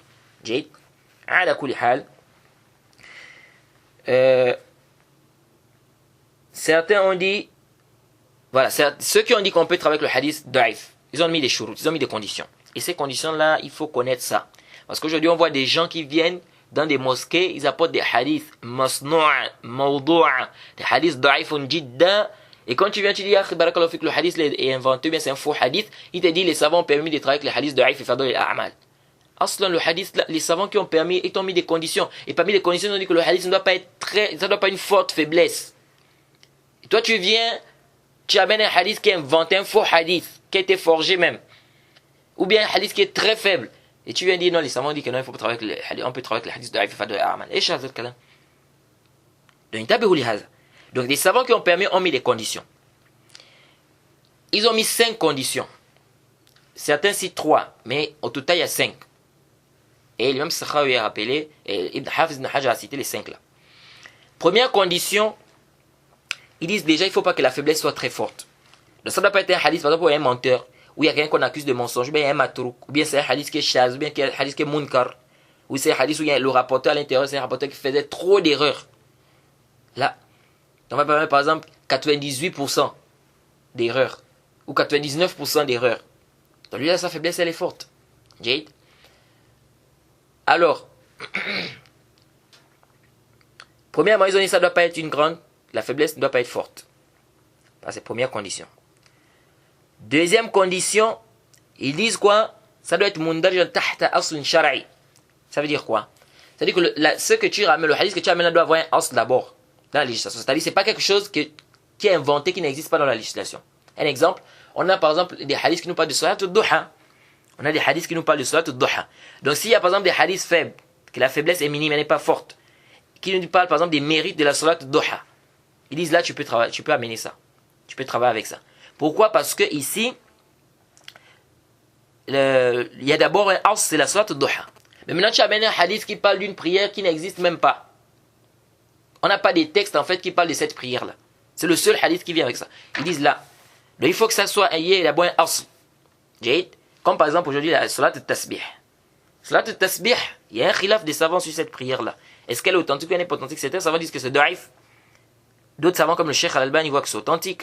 Et on dit même que l'imam Ahmed Ani Riwaya voit que c'est authentique. Où il est revenu sur l'authenticité de ce hadith. Parce que là on dit qu'il avait da'if ça, après il est revenu. Ala kulli hal, c'est un long khilaf des savants là-bas sur cette prière-là. Dans cette prière-là, certains vont dire par exemple qu'on ne peut pas prendre ça. On ne peut pas prendre ce hadith parce que Aslan c'est une prière. On a pas, dans la législation, on n'a pas une prière qui ressemble à cette prière-là. Est-ce que vous voyez? Ça c'est la deuxième condition. Troisième condition, il ne faut pas que tu crois que le prophète a dit ça. C'est-à-dire, il ne faut pas croire que le prophète Mohammed a eu à dire ce hadith. Tu ne dois pas croire. Ça c'est troisième condition. Tu ne dois pas croire que le prophète a dit ça. Quatrième condition, tu ne dois pas dire le prophète a dit. Tu ne dois pas dire qala Rasulullah sallallahu alayhi wa sallam. Là, tu dois dire rouya ani nabi sallallahu alayhi wa sallam. On rapporte du prophète Mohammed sallallahu alayhi wa sallam. On dit que le prophète Mohammed sallallahu alayhi wa sallam a dit. Et non d'affirmer que le prophète a dit. Non, tu ne dois pas dire ça. Parce que c'est daif. Donc ils disent quoi? Tu dois dire quoi? On dit que le prophète a dit. On rapporte que le prophète a dit. Mais non, tu ne dois pas affirmer que le prophète a dit. Jade. Et dernière condition, je crois que c'est même Sakhawi qui a rappelé ça. Il faut que tu expliques que c'est daif. Il faut que tu dises que c'est daif. Il faut que tu dises que c'est daif. C'est-à-dire que tu ne dois pas citer le hadith comme ça, après tu parles là. Tu dois dire ce en rapport du prophète Mohammed sallallahu alayhi wa sallam, mais le hadith c'est daif. Ou bien après avoir rapporté à la fin, tu dis mais c'est daif, c'est faible. Et non des parties comme ça, tu amènes le hadith et puis tu laisses les gens. C'est-à-dire tu amènes le hadith et puis tu pars, tu laisses les gens comme ça. Là. Donc ils disent quoi? Il faut préciser que c'est daif. Jade. Elles sont les 5 conditions que ces savants l'ont mis pour travailler avec un hadith daif. Bon, ici, ces conditions, qui va connaître ces conditions-là? C'est pas tout le monde qui va connaître ça. D'abord, tu vas voir plein de gens. Ça, c'est quelque chose que moi-même j'ai déjà expérimenté. C'est-à-dire plein de gens qui vont te dire qu'on travaille avec les hadiths daif, ils ne connaissent pas les conditions. Une fois, je demandais à une personne, ok, toi tu dis qu'on doit travailler avec les hadiths daif, et amal. Ces savants qui ont dit ça, ils n'ont pas mis des conditions. Déjà, même ils ne savaient pas qu'il y avait des conditions. Ils ont mis des conditions, tu ne connais même pas une seule de ces conditions. Mais tu viens citer un hadith daif, après tu dis non, les savants permettent qu'on peut travailler avec les hadiths daif, et amal. Et chose c'est là. Alors, l'avis que nous trouvons juste, c'est l'avis des savants qui disent qu'on y travaille avec les hadiths daif. La fi fada'i a'mal, wala fi kaza, wala fi haram, wala fi halal. On ne travaille pas avec les hadiths daif. Le hadith qui est daif, il est daif. S'il vient dans une autre chaîne de transmission, ça se renforce, ça devient Hassan al-Ghayri, là où on travaille. Mais un hadith daif en lui-même, là, on ne travaille pas avec ça. Et ça, c'est l'avis de l'imam al-Bukhari, l'imam Muslim, le Cheikh al-Albani, et on dit aussi que c'est l'avis d'Ibn Hazm, et d'autres, et beaucoup de savants des hadiths, qu'on ne travaille pas avec le hadith daif, que ça soit fi fadail al-a'mal, que ça soit le halal ou dans le haram, on ne travaille pas avec des hadiths daif. C'est daif, c'est daif. Le hadith c'est daif, khalas. Et si on veut des hadiths qui parlent des actes méritoires, etc., nous avons, n'est-ce pas, dans les hadiths authentiques, ce qui peut nous permettre de nous dispenser des hadiths daif. Comme disait Abdullah Mubarak, fi le hadith sahih, runiyatun anil hadith daif. Dans le hadith authentique, on a ce qui nous permet de nous dispenser du hadith faible. Dans le hadith authentique, on a ce qui nous permet de nous dispenser du hadith faible. Donc on a des hadiths, plein de hadiths dans Sahihain, Bukhari et Muslim. Vous allez voir des gens, ils vont venir te citer un hadith. Le hadith, soi-disant, quelqu'un, on dit que Jibril, il y avait des munkarat. Il y avait des gens étaient en train de faire le mal, ils étaient en train de faire la turpitude. Et Allah subhanahu wa ta'ala a ordonné à Djibril de détruire cette ville. Et Djibril a dit que mais il y a quelqu'un qui est pieux là. On dit qu'Allah subhanahu wa ta'ala a dit mais commence même par lui. C'est-à-dire il faut commencer par lui. Il faut commencer par lui. Parce qu'on est en train de faire les munkarat, lui il est là, il ne fait pas le inkar. C'est-à-dire il ne réprimande pas. Ce hadith il est daif. Ce hadith il est daif. Donc tu vas venir, tu vas dire non, c'est pour encourager les gens à faire le amr bil ma'ruf wa nahy anil munkar. Mais il y a plein de hadiths qui nous parlent de amr bil ma'ruf wa nahy anil munkar qui sont authentiques. Plein de hadiths. Pourquoi tu laisses tous ces hadiths pour venir prendre un hadith qui est daif? C'est comme quelqu'un une fois, il est en train de faire une conférence et il a cité un hadith. Comme quoi, la langue qu'on va parler au paradis, c'est la langue arabe. Ça, c'est un hadith qui est daif. C'est un hadith qui est daif. Et le Cheikh Albani, dans le silsila, quoi, silsila, c'est un hadith daif, je crois, au premier tome, il a rendu ce hadith, il a expliqué que ce hadith est daif. Quelle est la langue qu'on va parler au paradis? Wallahu a'lam, elle est le plus savant. Quant à ce hadith, il est daif. Alors ici, de ce hadith, quelqu'un est en train de faire une conférence, il a cité le hadith. Il a dit la langue qu'on va parler au Mal-Qiyamah, ou bien la langue qu'on va parler dans le paradis, c'est la langue arabe. Qu'est-ce qui s'est passé? Quelqu'un s'est levé, il a dit, mais mon frère, le hadith là, il est daif. Il a donné la référence, c'est daif parce que comme ça, c'est dans tel livre, etc. Et lui, qu'est-ce qu'il dit? Il dit, je sais. Il dit, mais je fais ça pour encourager les gens, hein? Je fais ça pour encourager les gens à apprendre la langue arabe. Subhanallah. Et moi, j'étais là à côté, assis. J'ai dit, mais subhanallah, comment ça tu veux encourager les gens? T'as dit, tu veux encourager les gens en disant que le prophète a dit? Ça, c'est un mensonge. C'est-à-dire, même les savants qui vont te dire contre les hadiths de Ifadul A'mal, ils te disent que tu ne dois pas dire que le prophète a dit. Je veux dire quoi? Bisurat al-Tamrid, Rouya, Qila. Mais quand tu dis le prophète a dit, et ceux qui sont assis là, ils ne savent pas que c'est daif. Et les savants t'ajoutent qu'il faut préciser que c'est daif. Toi, tu ne précises pas que c'est daif. Donc ceux qui sont assis, quand ils écoutent ça, tu as dit le prophète a dit. Tu n'as pas précisé, tu n'as rien dit, tu n'as même pas dit à la fin que c'est daif. Ils vont avec ça, ils vont avec quoi? Ils prennent ça comme croyance et ils vont penser que le prophète a dit ça réellement. Ils vont penser que c'est authentique. Alors que c'est pas authentique, c'est daif. Ça fait une autre. Et la bonne intention, c'est pourquoi la bonne intention ne suffit pas. Tu as une bonne intention, oui, mais ça ne suffit pas. Il faut que ça soit en conformité avec Kitab wa Sunna. Donc le hadith, quand il est daif, il est daif. Et vous allez voir que la plupart des gens, c'est souvent des gens qui sont dans les exhortations, là, les wa'az. Hein? Ceux qui sont toujours dans les exhortations, qui aiment souvent parler zina. Hein? Le zina, le vol, Ils n'enseignent pas les gens le tawhid, rien du tout. C'est pas interdit. On n'interdit pas. Il faut exhorter les gens, parler des gens concernant le zina, concernant le vol, concernant l'adultère, n'est-ce pas? Hein? Concernant la médisance, concernant le mensonge, c'est-à-dire les péchés. On n'en disconvient pas. Mais de là à laisser le tawhid, la base. Tu n'enseignes pas le tawhid, tu n'enseignes rien du tout du tawhid. Toi, tu te concentres seulement à parler sur le mensonge, les bons comportements, le mensonge, la médisance. Et c'est comme ça que ça, c'est la voie des prophètes. Donc, intabihu li hadha. Vous allez voir que c'est beaucoup de gens qui sont dans ça, qui s'argumentent souvent des hadiths daif. Pourquoi ils vont te dire c'est pour faire peur? Ils vont t'amener des hadiths daif, comme le hadith qu'on dit, par exemple, celui qui se masturbe, il viendra yawm al-qiyamah avec une grosse pomme. Ça, c'est un hadith daif. C'est un hadith daif. La yasih wa la yathbut. Donc, vous allez voir que des gens, par exemple, vont venir, par exemple, avec ce genre de hadith. C'est-à-dire, moi, je ne comprends pas les gens, parfois. Tu vas laisser plein de textes qui sont sur cette question pour aller prendre des hadiths qui sont daif. Est-ce qu'on a besoin de ce hadith daif? Pour venir dire, par exemple, ou bien pour venir parler de l'interdiction de la masturbation, on a besoin de ce hadith daif là. Et parfois, vous allez voir, beaucoup parmi eux, parfois même ils savent, ou certains parmi eux savent que c'est faible, c'est daif, mais ils ramènent ça, il va te dire non, c'est parce que c'est pour faire peur. Il va t'amener des hadiths bizarres. Non, c'est pour faire peur aux gens. Et donc ça c'est quoi? Il faut faire attention ici. Que même les savants qui ont pris la vie qu'on peut travailler avec les hadiths daif, n'est-ce pas, Ifadul et A'mal ou autres, ces savants ont apporté des conditions. Donc il faut quoi? Il faut connaître ces conditions-là. Donc si toi tu vas opter pour cet avis, c'est une divergence. Il y en a qui sont allés dans cet avis, il y en a qui sont allés dans l'autre avis. si la personne opte pour cet avis, Jade, même si nous disons que cet avis n'est pas sahih, Jade, et nous ne disons pas que c'est un avis qui n'est pas sahih, si la personne a pris cet avis, au moins conforme-toi aux conditions que ces savants-là ont mis. Ces savants-là dont tu dis non, ils ont permis, ils ont mis des shurut.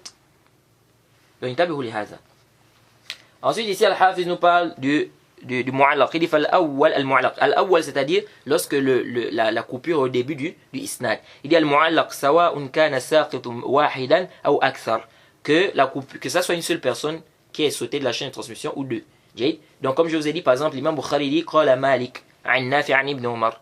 L'imam Bukhari n'a pas entendu l'imam Malik. Donc, il y a un intermédiaire entre lui et l'imam Malik. Donc, s'il efface ici le début du isnad, on dit que le hadith il est mu'allaq. Donc, il dit ici que ça soit une personne ou plus qui est effacé au début du isnad, c'est le mu'allaq. Il dit wa baynahu wa bayna al-mu'dal al-ati dhikruhu 'umum wa khusus min wajh. Il dit entre lui et le mu'addal, on va voir le mu'addal. Il dit il y a quoi dans le hadith mu'allaq, c'est le hadith qu'on peut dire il est suspendu. On peut appeler ça comme ça, on dit hadith suspendu. Il dit ce hadith là entre lui et le mu'addal, il y a quoi? Il y a une généralité et une spécificité. Il dit fa min haythu ta'rif al-mu'addal بأنه سقط منه إثنان فصعدا تجتمع مع بعض صوت معلق. جيد. Le fait quoi, il dit parce que le mu'addal en fait c'est quoi? C'est deux rapporteurs ou plus qui ont sauté au milieu de la chaîne de transmission de manière successive. Deux rapporteurs ou plus qui ont sauté au milieu de la chaîne de transmission de manière successive. Jade. Donc si au milieu de la chaîne de transmission on a deux rapporteurs, n'est-ce pas, qui manquent, Jade, de manière successive. Par exemple on a Mohammed, on a Ibrahim, on a Ishaq. Donc après par exemple on a Mohammed, Ibrahim, Ishaq et on a Ali. Donc Mohammed, Ibrahim, Ishaq. Donc après Mohammed c'est Ibrahim, après c'est Ishaq, après c'est Ali. Donc Ibrahim et Ishaq ont sauté là. On a directement Mohammed et Ali. Donc ils ont sauté ici, donc c'est de manière successive parce que les deux sont au milieu. Donc ça c'est le mu'addal. Ça on appelle ça le mu'addal. Donc ça peut être deux rapporteurs qui ont sauté au milieu, comme ça peut être trois, comme ça peut être quatre, comme ça peut être même cinq. Mais l'essentiel est que ça doit être de manière successive. Si c'est de manière successive, c'est le mu'addal. On appelle ça mu'addal. Si ce n'est pas de manière successive, ici c'est le munqati'. Jade. Donc il a dit ici, par rapport au tarif du mu'addal, Jade, parce que le mu'addal aussi, il y a ces deux rapporteurs qui sautent ou plus. Il dit donc ici, c'est quoi? Il se regroupe avec le mu'allaq, donc le hadith suspendu. Pourquoi? Parce que le hadith suspendu, il y a aussi des rapporteurs qui ont sauté. Donc au début du isnad, on a dit quoi? Les rapporteurs ont sauté. Alors lorsque les rapporteurs sautent au début du isnad, c'est mu'allaq. Donc le mu'allaq, c'est des rapporteurs qui ont sauté. Le mu'addal aussi, c'est des rapporteurs qui ont sauté. Il dit من حيث ومن حيث التقييد المعلق بأنه من تصرف المصنف من مبادئ السند يفترق منه. جيد إذ هو أعم من ذلك. جيد. Il dit maintenant quand on dit que le mu'allaq ça doit être au début du isnad, donc au niveau de l'auteur, donc au début du isnad, là c'est différent du mu'addal. Pourquoi? Parce que le mu'allaq, la coupure elle est au début. جيد. Et donc إذ هو أعم من ذلك. Donc le mu'allaq il est plus général. جيد. Le mu'allaq il est quoi? Il est plus général que le mu'addal. Qu'est-ce que ça veut dire en fait ça? Que c'est plus général. C'est-à-dire, le Hafiz nous fait comprendre que si au début du isnad, il y a deux rapporteurs ou plusieurs rapporteurs qui ont sauté de manière successive au début, on dira que ce hadith il est mu'allaq et il est mu'addal. Il est mu'allaq et il est mu'addal. Pourquoi? Parce que ici, il y a deux ou plusieurs rapporteurs qui ont sauté de manière successive. Et maintenant, si c'est au milieu où il y a deux rapporteurs qui ont sauté de manière successive, on dit que le hadith il est mu'addal. Donc s'il y a deux rapporteurs ou plus qui ont sauté de manière successive au milieu, on dit que le hadith il est mu'addal. Donc le mu'allaq c'est comme s'il est plus général parce qu'il englobe le mu'addal si quoi? Si c'est de manière successive. Si ça saute, si les rapporteurs sautent au début de la chaîne de transmission de manière successive. Pourquoi il dit qu'il y a une généralité entre les deux. Pardon, que le mu'allaq est plus général que le mu'addal. Il dit wa min suwar al-mu'allaq أن يحذف جميع السند ويقال مثلا قال رسول الله صلى الله عليه وسلم. Il dit parmi les figures du mu'allaq, donc du hadith suspendu, c'est qu'on efface tout le isnad. On dit directement le prophète a dit. Ça c'est mu'allaq. Donc si le rapporteur, comme l'imam Bukhari par exemple, s'il efface tout le isnad, il dit seulement قال رسول الله صلى الله عليه وسلم, il dit le prophète a dit, ça c'est mu'allaq. ومنها أن يحذف إلا الصحابي أو إلا التابعي والصحابي معا. جيد. Il dit parmi aussi les figures du mu'allaq, c'est quoi? An yahzif. C'est qu'il efface tout le isnad sauf le compagnon. Ou sauf le tabi'i. Sauf le compagnon. Ou sauf le tabi'i et le compagnon ensemble. C'est-à-dire, il va effacer tout le isnad. Il va laisser le tabi'i et le compagnon. Il va par exemple laisser Masruq qui prend de Abdullah ibn Mas'ud. Donc il a effacé tout, il a pris à partir de qui à partir de d'où? De Masruq. Ou bien il dit directement Nafi' ibn Umar. Donc ça c'est quoi aussi? Ça fait partie du mu'allaq. Ou bien il efface tout le isnad, il laisse juste le compagnon comme on a expliqué. Donc tout ça rentre dans le mu'allaq. Il dit wa minha an yahzif man haddathahu wa yadhifahu ila man huwa fawqahu. Il dit il y a aussi le fait de quoi? Il efface celui qui a, n'est-ce pas, qui lui a raconté ce hadith.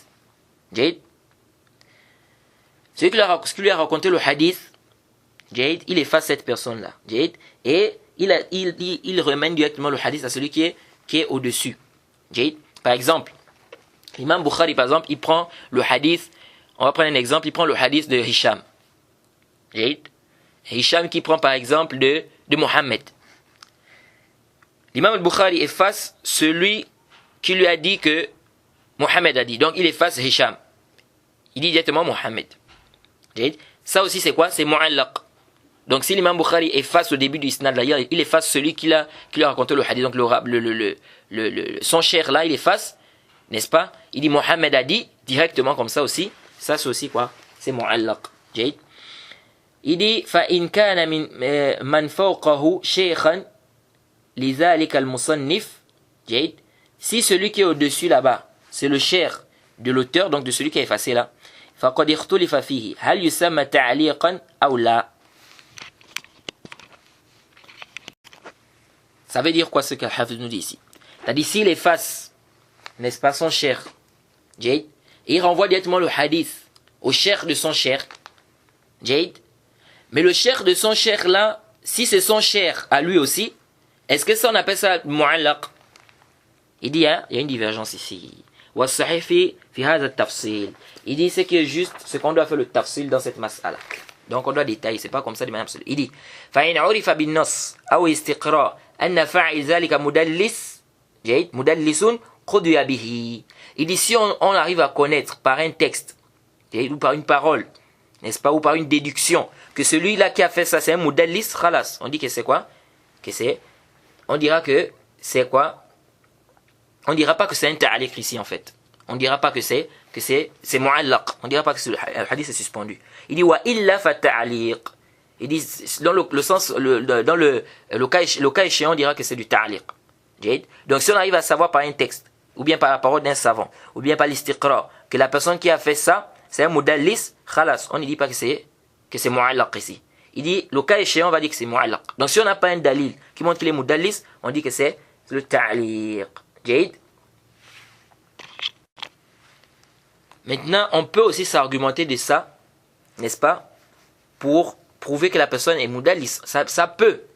À quel moment? Si la personne fait ça dans le but de faire s'il y a un cause de iham, s'il veut faire croire que ce sont cher, alors qu'en réalité c'est pas ça. C'est-à-dire que s'il veut faire le iham ici, pardon, qu'il a entendu ça directement, alors qu'il n'a pas entendu ça directement du rapporteur. S'il veut faire le iham pour ça, ça peut être un dalil que c'est quoi? C'est un mudallis. Mais le as c'est quoi? Le as c'est que si on n'a pas un dalil qui dit que le rapporteur est mudallis, khalas. Ici on dit quoi? Le hadith, on dit que c'est mu'allaq, on dit pas que c'est le tadlis. Il dit wa innama dhukira at-ta'liq fi qism al-mardud li jahl bi hal al-mahdhuf. Il dit on a classé le ta'liq dans la catégorie des hadiths mardoud, des hadiths qu'on rejette. Il dit parce qu'on ne connaît pas celui qui est au milieu. Donc comme on ne connaît pas celui qui est au milieu, c'est à cause de ça. Or parmi les conditions du hadith sahih, il faut que le rapporteur soit thiqa. Parmi les conditions du hadith hasan, il faut que le rapporteur soit saduq. Donc comme on ne connaît pas le rapporteur qui est au milieu là, ici on dit quoi? On a dit que ça rentre dans le qism des hadiths qui est la catégorie des hadiths faibles. Il dit وَقَدْ يُحْكَمْ بِصِحَّتِهِ إن عرف بأن يجيء مسمى من وجه آخر فإن قال جميع ما أحذفه ثقات جاءت مسألة التعديل على الإبهام. Il dit on peut juger, c'est-à-dire le hadith qui est mu'allaq là. Il dit on peut dire que c'est authentique. Il dit si ça vient par exemple dans une autre chaîne de transmission où les rapporteurs ont été cités. C'est pourquoi le Hafiz ibn Hajar, les ta'liqat qui sont dans Bukhari, il a écrit un livre, Ta'liq, je crois c'est en 5 ou 6 tomes.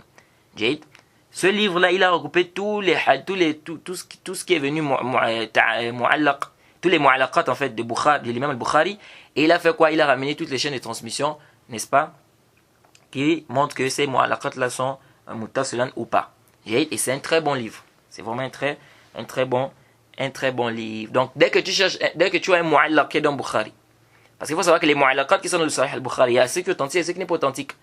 Et c'est pas comme certains pensent que tout ce qu'il a dit bisurat al-jazm c'est forcément authentique, ou tout ce qu'il a dit bisurat al-tamrid c'est forcément faible. Là, bisurat al-jazm c'est quand Bukhari dit qala fulan, tel a dit, il affirme comme ça, tel a dit. Mais bisurat al-tamrid, il dit quoi? Il dit ruya, qil, yuzkar, c'est-à-dire on rapporte, on a dit, n'est-ce pas, on cite de tel. Est-ce que oui, ça c'est bisurat al-tamrid. Donc, lorsque l'imam al-Bukhari dit par exemple Abu Huraira a dit, ça c'est quoi? C'est mu'allaq parce qu'il a enlevé quoi? Toute la chaîne de transmission, il a effacé toute la chaîne de transmission. Il dit ensuite, il dit si, s'il dit, donc soit, c'est-à-dire on peut juger cette chaîne de transmission authentique si ça vient dans une autre chaîne de transmission où les rapporteurs ont été cités, c'est-à-dire les rapporteurs qui ont été effacés là, on les trouve dans une autre chaîne de transmission. Et là, on peut dire que le hadith il est authentique. Il dit fa'in qal, ou bien s'il dit tout ce que j'ai effacé là c'est des thiqat. S'il dit tous les gens que j'ai effacés dans la chaîne de transmission c'est des rapporteurs dignes de confiance. Il dit ja'at mas'alatu ta'dil al-ibham. De là nous avons la mas'ala du ta'dil al-ibham.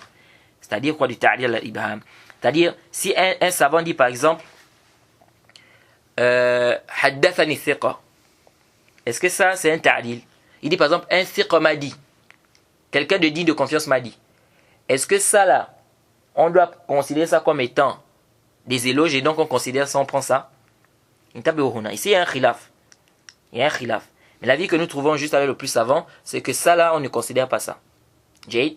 Ça peut être un ta'dil de son côté, c'est-à-dire chez lui c'est un ta'dil, mais on ne considère pas. Pourquoi on ne considère pas?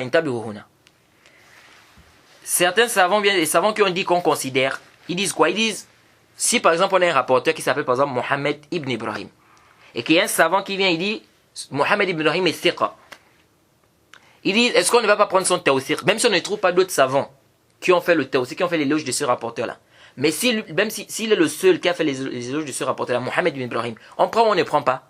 On prend, bien sûr tant qu'il n'est pas connu pour être un mutasahih, par exemple comme Ibn Hibban, s'il le s'isole par exemple avec un tawthiq, on ne prend pas. Bien évidemment on va détailler ça, Inch'Allah, quand on va parler de Jahala, qu'il y a aussi des tafsils par rapport à cela. Mais ici, là, ils disent quoi? Ils disent que si le savant, là, qui est reconnu, il dit que Mohammed Ibrahim est thiqa, même s'il n'y a pas d'autres savants qui ont dit qu'il est thiqa, on prend. Ils disent, mais c'est la même chose ici. Ici, là, quand il dit haddathani thiqa, donc il a fait le tawthiq d'un rapporteur, donc on doit prendre également. On doit prendre également. Mais ici, nous disons non. Et parce qu'ils disent quoi? Ils apportent beaucoup de paroles. C'est-à-dire, ils vont te dire non, mais avec son wara', sa connaissance, n'est-ce pas? Il connaît les asbab de jarh wa ta'dil, tout ça. Donc ça veut dire quoi? Il ne peut pas ici. S'il dit haddathani thiqa, s'il dit un thiqa m'a dit, c'est quoi? C'est que le rapporteur est thiqa. Ici là notre problème, nous on dit, nous sommes d'avis quoi? L'avis que je trouve juste là le plus savant c'est que on ne considère pas ça. On peut peut-être considérer ça comme étant un tawthiq de sa part. Il est thiqa chez lui, mais ça ne veut pas dire qu'on doit prendre ça comme étant un tawthiq. On doit prendre le hadith comme ça et authentifier ça. C'est-à-dire si on trouve dans une chaîne de transmission un rapporteur qui dit par exemple haddathani thiqa, ce rapporteur est digne de confiance, il dit haddathani thiqa, est-ce qu'on authentifie le hadith? Ceux qui ont dit qu'on prend ça comme un tawthiq, qui vont dire que le hadith est authentique. Mais les savants qui ont dit non, ils vont te dire non, ici le hadith est da'if. Pourquoi il est da'if? Parce qu'on ne connaît pas le thiqa qu'il dit là. Et intabi'uhuna. Ici le problème, pourquoi on dit ça? Ici le problème c'est pas parce que, c'est-à-dire on ne doute pas de son tawthiq, c'est pas là-bas le problème. Le problème c'est quoi? Le problème c'est que parfois un rapporteur, parce qu'on peut dire peut-être il a fait le tawsik d'un rapporteur qui est majrouh. C'est-à-dire, il a peut-être dit que ce rapporteur-là est thiqa, alors que ce rapporteur-là, certains savants voient qu'il est daif. Et les savants qui l'ont rendu daif ont des arguments et ils ont fait le jarh mufassar. Est-ce que vous suivez? Et lui, peut-être il n'est pas au courant. Est-ce que vous suivez? Donc ici, quand il dit un thiqa, un digne de confiance m'a dit, il faut qu'on sache qui est ce digne de confiance. C'est-à-dire que si on a au moins, c'est-à-dire si on a ce digne de confiance là, on le connaît, c'est-à-dire on le voit sur la chaîne de transmission, là on peut savoir de qui il s'agit et on peut voir s'il y a des paroles des savants ou pas. Mais comme ça, quand on dit haddathani thiqa, comment on va savoir si ce rapporteur-là, il y a des savants qui ont parlé sur lui? Quand il dit un digne de confiance m'a dit, on ne peut pas savoir ici est-ce que les savants ont parlé sur ce rapporteur-là ou pas. Parce que si on trouve, parce que si par exemple ce rapporteur-là, il y a des savants qui ont parlé sur lui, et ils ont parlé avec un jarh mufassar, ils ont apporté des dalils et tout, ils ont apporté une critique détaillée. Ce rapporteur, on ne va pas travailler avec lui. Est-ce que vous voyez, on ne va pas travailler avec lui. Donc le fait qu'il soit mubham comme ça, un digne de confiance m'a dit, on ne peut pas savoir est-ce que les autres savants ont critiqué ce rapporteur-là, oui ou non. On ne peut pas savoir parce que ici tu as dit un digne de confiance m'a dit, mais un digne de confiance m'a dit c'est qui? Est-ce que vous voyez un peu? Donc c'est à cause de ça, ce n'est pas parce que on va dire non, donc c'est différent, la figure est différente ici. C'est différent d'un savant, il dit tel rapporteur est thiqa. On connaît bien, on voit bien le rapporteur, Mohamed ibn Ibrahim. Il dit il est thiqa. Il n'y a pas de problème, pourquoi? Parce qu'on peut facilement voir est-ce qu'il y a des savants qui ont critiqué ce rapporteur ou non. Mais par contre, quand tu dis haddathani thiqa, un digne de confiance m'a dit, comment on va fouiller si ce rapporteur-là, il y a des critiques sur lui ou pas? Est-ce que vous voyez? Donc à cause de ça, nous disons que ça là, on ne peut pas considérer ça. Et ça, c'est l'avis de la majorité des savants. Hein, le tawthiq, là, ibham comme ça, ils ne considèrent pas ça.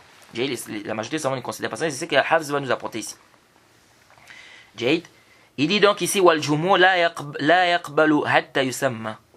Le jumhur dit qu'on ne prend pas ça jusqu'à ce qu'il cite. C'est qui? On dit comme ça, haddathani thiqa. Hein? Ou bien tout ce que j'ai effacé là, c'est des thiqat. Et le jumhur, la majorité des savants disent non, on ne prend pas. La majorité des savants des hadiths disent non, on ne prend pas. Il faut que tu nous cites qui tu as effacé là. Comme je vous ai dit ici, c'est pas parce qu'on doute de son tawthiq, non. C'est parce que il se peut ici qu'il y a des critiques détaillées sur ce rapporteur là. Et donc s'il y a des critiques détaillées ici, on sera obligé de quoi? D'appliquer les qawaïd des jarh wa ta'dil. Mais comme ici tu dis thiqa, haddathani thiqa, un thiqa m'a dit, un dit de confiance m'a dit, on ne peut pas savoir qui c'est, on ne peut pas savoir s'il y a des critiques ou pas. Donc il y a une différence entre les deux. Et ça c'est l'avis que nous trouvons juste aller le plus savant. ولكن قال ابن الصلاح هنا ما ابن الصلاح dit إذا وقع الحذف من كتاب التزمت صحته كالبخاري فما أتى فيه بالجزم دل على أنه ثبت إسناده عنده وإنما حذف لغرض من الأغراض. Il dit ici maintenant le hadith là, c'est-à-dire l'effacement ici émane de quelqu'un qui s'est imposé, c'est-à-dire quelqu'un qui a dit qu'il ne prend que du sahih, comme Bukhari par exemple. Il dit ce qu'il apporte avec le sirat jazm. Donc il dit comme ça, tel a dit. Hein? Le prophète a dit, Abu Huraira a dit. Il a dit comme il a affirmé. Il n'a pas dit on dit ou bien on rapporte. Il dit ça prouve que c'est authentique chez lui. Ah, regardez, min diqqat Ibn Salah. Ça montre la précision de Ibn Salah. Il dit ça montre que le isnad est authentique chez lui. Pourquoi il a dit chez lui? Parce qu'il se peut que ça soit pas authentique chez les autres. Et on a vu des savants qui ont rapporté, des rapporteurs de Haïf. L'imam Shafi'i a dit qu'il avait un professeur qui était faible. Et les savants l'ont rendu même faible. D'autres même l'ont accusé même de mensonge. Un de ses professeurs. Ils l'ont accusé de mensonge, mais pourtant l'imam Shafi'i a rapporté de lui. L'imam Malik dit qu'il a rapporté d'un rapporteur Abdul Karim. Certains savants d'Aïfé ont rendu faible. Donc il se peut ici que ce rapporteur soit chez ce savant-là, il n'est pas chez les autres. Donc il faut qu'on le cite. Dire comme ça seulement haddathani thiqa fihi nazar. Il doit innama huzifa li gharad min al-aghrad. Il dit mais il a effacé à cause de quoi? D'un but parmi les buts. D'une raison parmi les raisons. L'imam al-Bukhari, par exemple, pourquoi il a fait le ta'liq? Il y a plusieurs raisons. Parfois, peut-être le hadith, il l'a déjà cité dans un autre endroit. Donc ici, là, il ne cite plus la chaîne de transmission. Là, il a cité le hadith dans un autre endroit que la chaîne de transmission. Ici, il ne cite plus, il dit seulement Abu Huraira a dit. Est-ce que vous voyez? Ou même pas. Parfois, ici, ça n'a pas réuni les conditions de son sahih. Comme ça n'a pas réuni les conditions de son sahih, c'est pourquoi il a pris ça juste comme ça. Il a dit Abu Huraira a dit. Mais ça peut être authentique chez lui. C'est-à-dire c'est authentique. Mais sauf que ça ne réunit pas les conditions qu'il s'est mis pour rapporter un hadith dans son sahih. Donc il cite ça quoi? Ta'liqan. Ou bien il cite ça pour faire le tafsir d'un verset, ou bien pour faire l'explication de quelque chose. Ensuite, il dit وَمَا أَتَى فِيهِ بِغَيْرِ الْجَزْمِ فَفِيهِ مَقَالٍ. Donc, ici aussi, quand il a dit ce qu'il a dit, بِسُرَةِ الْجَزْمِ, il dit c'est authentique chez lui. Ne savez pas dire que c'est authentique, n'est-ce pas, chez tous les savants là. Donc, c'est pas comme ça de manière absolue. Ce que l'imam Bukhari a, parce qu'il y a des gens qui viennent, ils te disent l'imam Bukhari a rapporté ça بِسُرَةِ الْجَزْمِ. Oui, il a rapporté بِسُرَةِ الْجَزْمِ. Mais est-ce que ça veut dire quoi? Est-ce que ça veut dire, est-ce que ça veut dire que c'est authentique chez tous les savants? Donc, c'est vrai de manière générale, les hadiths, les mu'allaqat que l'imam Bukhari rapporte dans son sahih, bisurat al-jazm, c'est authentique. Et c'est pourquoi je dis, faut toujours revenir à quoi? Au livre de Al-Hafiz ibn Hajar qui est Tarliq al-Ta'liq. Donc, tu as un doute sur un athar, ou bien il y a un khilaf, il y a une divergence avant sur une question, par rapport à un athar qui est mu'allaq dans Sahih al-Bukhari, on repart dans le Tarliq al-Ta'liq de Al-Hafiz ibn Hajar. Il dit, et ce qu'il n'a pas cité avec Bisurat al-Jazm, donc il n'a pas affirmé, il dit fihi maqal, il y a des paroles. Donc ça aussi, certains pensent aussi que tout ce qui vient dans le Sahih Bukhari comme ta'liq, ou bien tout ce que l'imam Bukhari cite dans son comme ta'liq dans le Sahih, ils pensent quoi? Ils pensent forcément que c'est daif. Si ça vient Bisurat al-Tamrid. Bisurat al-Tamrid, c'est-à-dire dit par exemple, on rapporte d'Abu Huraira, qila, yudhkar, on cite. Donc ils pensent que tout ce qui vient comme ça, c'est daif. Là, yalzam. Ça peut être authentique comme ça peut ne pas être authentique. Ça, il faut repartir. Il faut fouiller quoi? La chaîne de transmission. وقد أوضحت أمثلة ذلك في النكت على ابن الصلاح. Il dit j'ai apporté des exemples par rapport à cela dans le nukat de Ibn Salah. Donc ici Al-Hafiz il a terminé avec quoi? Avec le mu'allaq. Et intabi'u huna. Pourquoi on dit que le mu'allaq, on met ça dans le qism des hadiths da'if? Bien évidemment, quand on dit ça, c'est de manière âme. Sinon, les mu'allaqat qui sont dans le Bukhari, par exemple, ça quoi? Ça a une particularité. C'est pas comme un mu'allaq que tu vas trouver dans un autre livre. Mais le as, c'est quoi? C'est que le mu'allaq, il est dans le qism da'if. Pourquoi il est dans le qism da'if? Parce qu'ils ont effacé, Al-Hafiz a dit quoi ici? Pourquoi on a mis ça dans le qism da'if? C'est parce qu'on ne connaît pas la situation de ceux qui ont été effacés. Donc, comme le mu'allaq, on a dit quoi? On a effacé au début du isnad. Donc, les gens qui ont été effacés là, on ne connaît pas leur situation. Donc, du moment où on ne connaît pas leur situation, on dit que c'est da'if. Pourquoi? Parce que si déjà même on n'accepte pas, si déjà on n'accepte pas le fait qu'un rapporteur, le fait qu'un savant dise par exemple, haddathani thiqa, c'est la majorité des savants des hadiths te disent que si le savant dit bien, le rapporteur dit, un thiqa m'a dit, quelqu'un de digne de confiance m'a dit. Ils disent qu'on ne prend pas. Pourquoi? Parce que ici, jusqu'à ce qu'il cite, c'est qui? Comme je vous ai expliqué, je dis parce qu'il se peut ici qu'il y ait quoi? Des critiques détaillées sur ce rapporteur-là. Donc il faut qu'il cite c'est qui? Et donc, si on ne prend pas ça, bien qu'il a dit haddathani thiqa, c'est-à-dire il dit bien haddathani thiqa. Si on n'arrive pas à prendre ça, on dit que ça c'est pas, même ça on dit que c'est pas authentique. A fortiori, s'il efface, est-ce que vous suivez? S'il efface, a fortiori, on ne doit pas prendre. Donc, mimbab, ou là, s'il efface les rapporteurs au début du isnad. Est-ce que vous voyez? Parce que qu'est-ce qui est plus fort? C'est de dire haddathani thiqa, ou c'est d'effacer complètement les rapporteurs qui sont dans la chaîne de transmission. Ce qui est plus fort, c'est de dire haddathani thiqa, mais malgré ça, on dit que ce daif, on ne prend pas. Jusqu'à ce que quoi? On sache vraiment de qui il s'agit ici. Donc, si ici, là, malgré que c'est aqwa, on dit que c'est daif, donc, à plus forte raison, le mu'allaq. Donc, si on a effacé quoi? Si on a effacé le début du isnad. Donc, je pense qu'on va s'arrêter ici pour ce cours. Je demande qu'Allah nous facilite. Le prochain cours, c'est sûr, il va parler du hadith mursal. On s'arrête ici, on demande qu'Allah nous facilite. Subhanaka Allahumma bihamdik, ashhadu an la ilaha illa anta astaghfiruka wa atubu ilayk.